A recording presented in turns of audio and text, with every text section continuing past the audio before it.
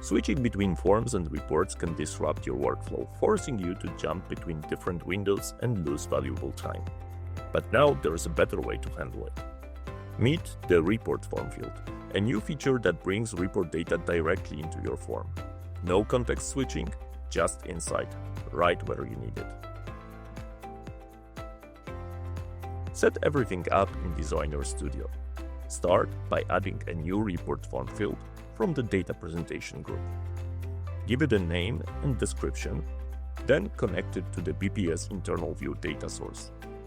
Now, to configure the report, move on to Advanced Configuration.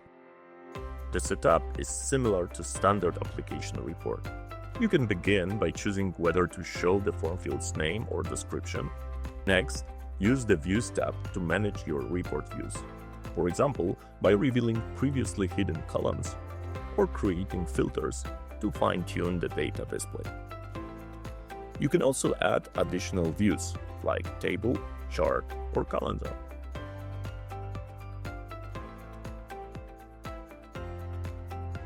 To help users quickly find what they need, enable search across selected columns with tailored search methods.